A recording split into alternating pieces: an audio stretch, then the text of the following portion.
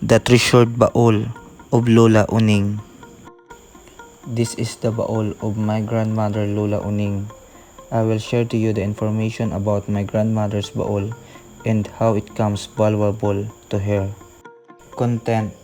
The Spanish introduced the word and concept of Baul. It is a large container, rectangular like a huge box made of strong wood, usually naga or mulawan.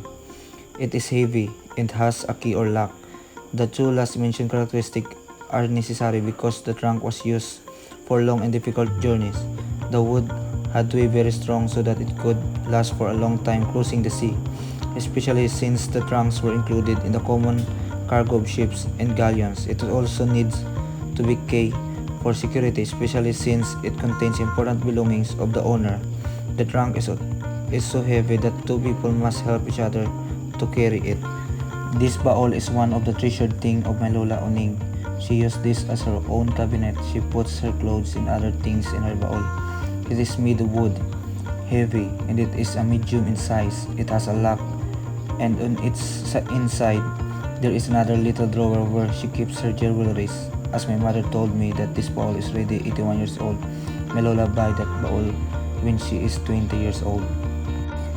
Citation or creator. This is my Lola Oning.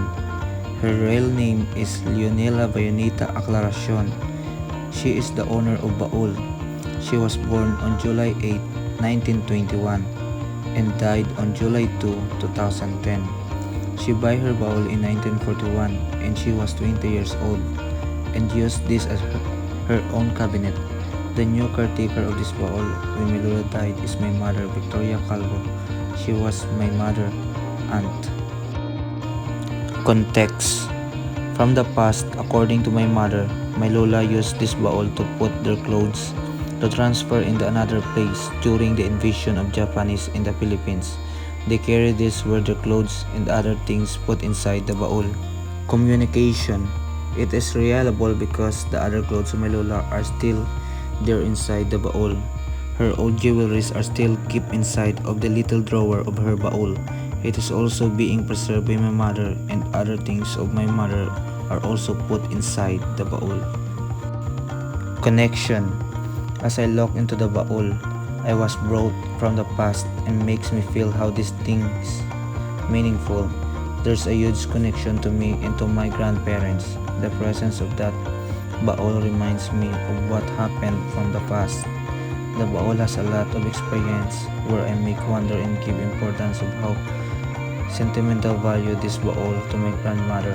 This baul gives me lesson that everything should be handled with care and be responsible to give value for everything you have. Conclusion. Back then, the baul became an important item even in the average Filipino home. It is like a status symbol if there is a baul displayed in a corner of their home, especially if the house does not have a partition, because it means that there is a jewel, money, or some important property hidden there, especially when there were no banks in the countryside. This was the grandmother's favorite place to hide clothes and other valuables. Sometimes cushions and folded blankets and mosquito nets are used.